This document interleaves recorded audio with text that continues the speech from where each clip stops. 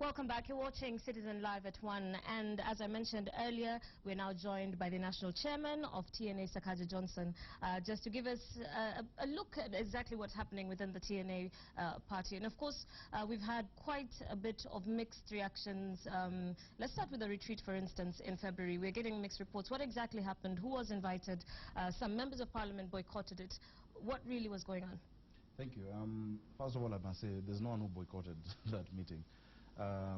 Probably it was some misreporting. The meeting was a strategic planning retreat where we wanted a cross-section of the party leadership, and that included chairmen from counties, a few chairmen, a few MCAs, a few members of parliament, a few senators, a few governors, and we had a cross-section. So we invited just a few. How did you select the people that were coming? Because clearly, you know, it is emerging that you know, it's as if the party is sidelining some. No. You see, one, the party has 100 members of parliament. Yeah, the party has 17 senators. It has almost 16 governors. It has more than 800 members of county assemblies. Now, you can't call all of those people to do a strategic planning retreat, so to speak.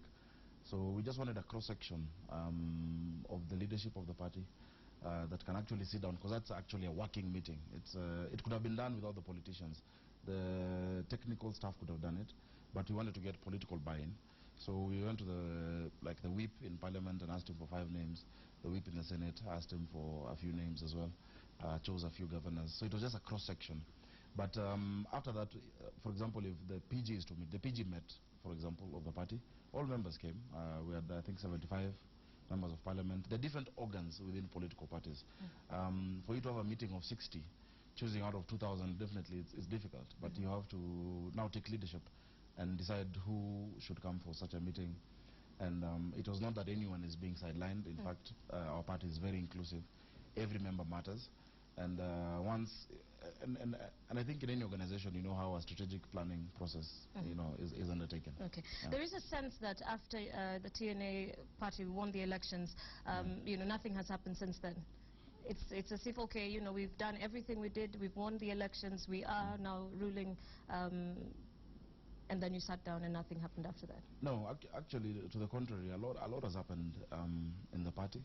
We have had a lot of meetings with the county leadership, MCAs across the country. Of course, there has been the challenge with all political parties for funding, and you know the political parties fund came much later, and members started contributing much later. So we had been reviving you know, the offices across the country. Now the strategic plan determines the activities that the party is supposed to undertake, whether it is leadership development, whether it is grassroots elections, whether it is, you know, creating new centers and or new discussions around policy. That is the work of a political party. So I think people at some point were seeing that, look, ODM is having elections, they're in the news every day, what is happening to TNA? A party success is not being in the news every day. A party success is not about, you know, elections. It's about strategizing well enough to be able to win an election and to be able to implement its manifesto.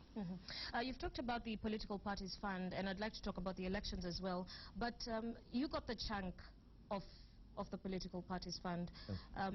About how much was it, and how much is it a factor in the current tension that we're seeing within the party? One, let me say, according to the law, political parties are supposed to get 0.3% of the budget of a country. And even the allocations that were done last year were way below that, because that was supposed to amount to 2-point-something billion. And I think 300 million was shared between 3 parties. That is TNA, URP, and ODM. TNA got the highest because the TNA had the highest votes, whether it is for MCAs, MPs, senators, governors. We were number 2 to ODM, but presidential, again, we were the highest. So we have the largest chunk. The political parties fund is public funds. These are monies that must be spent with accountability. The political funding regulations that are very clear. The Auditor General is supposed to audit usage of political parties fund. It's supposed to be put in a special account, and it is very clear what percentages are supposed to be used for what. Well, about tensions, again, as I said, and as we've said before, we were able to debunk that theory. We met the members who had been raising certain concerns, and I think the concerns were legitimate. And we allow for internal democracy and for members to air concerns. I don't think there was a contest as to leadership, because members who wanted elections understand that you don't do elections just because you feel like in a political party. You do elections because your constitution has stated that this is the time and this is the period in which an election is to be held. And when that time comes, then we'll have an election. But in the meantime, the interest is to build our party into the mass movement that it actually is. TNA is a political party that has the highest number of membership in this country. It is arguably the most popular political party in this country. I think you saw the survey by Ipsos Synovate that said TNA actually is the most popular political party in the country. So it's a party that actually needs But that to popularity institutionalize. really hasn't grown since, 1 year down the line, because it's right about at 44%, and it still was around that 40% range during, 1 year ago. Even a growth of 1% is a lot. In You 1 year, realize winning an election is 50% plus 1. So even that 1% matters. And you realize that we also exist in a coalition with partners whose popularity is also, they have quite some popularity. What we are telling our members is that whatever they saw during the election, during the campaign, the innovation, the organization, the strength, the vigor that was there still exists within the party, but it is a matter of strategy of when and why we do certain activities as a party. Now, reports were showing recently, and we've had this over and over again, Sakuda and his group pushing for the party leadership overhaul, arguing that officials who have secured state appointments should cease to hold office. What is your take on that? First of all, I think if you look at your records, even here, we held a press conference together with all of those members. We said there is no rift within the party. They said... But there is a rift. Actually, no, I don't say it. They said they have confidence in the party leadership. Actually, look at your archives. When we did the PG, all members said they have confidence in the party leadership. There has been the issue, and there's a member who has gone to court about members who have secured, who have become public officers. For example, the Secretary General, who's now Chairman of Lake Basin Development, etc. That is a matter which is in court. And given a choice, he will be able to choose whether he wants to be the SG or to be Chairman, if there is indeed a contradiction within the law. Who decides who becomes the leader of the political party? It must be the membership of the political party. And I have no doubt as to the confidence that the members of TNA have in my leadership of the party. Because if you're to look at the deliverables or the marks of success of a political party, I've scored 100% on everything. We won the presidency in 7 months. We created the most popular party in the country. We gave young people an opportunity to lead. We're able to get the highest number of members of parliament, and etc. So based on that scorecard, I have no doubts or no worries as to, with respect to matters of popularity. So why do they want to remove you as chairman then? I have not heard anyone who wants to do that. And if they want to, I'd ask them to go ahead. Because it's not, you don't just say, I want to remove you as an anchor, and I remove you. There are procedures. There are HR procedures as well that one member can say that, and they're entitled to say that without opposition really as a leader. If no one envies your seat, it means you're doing nothing with it. You must always get criticism, which I welcome as chairman of the party. And so long as it's constructive, I'm a politician as well. And I'm ready, even if I was to call an election tomorrow, I'm ready to go and defend my seat as chairman of TNA. Just coming off the heels of that, so when can we expect party elections? Let me say this. One, and I must stress this, despite the notion that is being spread out there, TNA is one unified political party. We are together.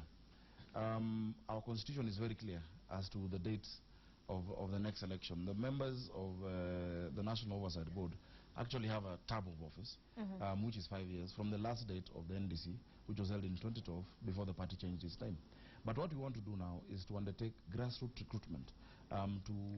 It's a continuous exercise, especially the areas where we didn't necessarily get popularity, whether it is Nyanza province, Western, and such areas. Yes. We are going hard into those areas.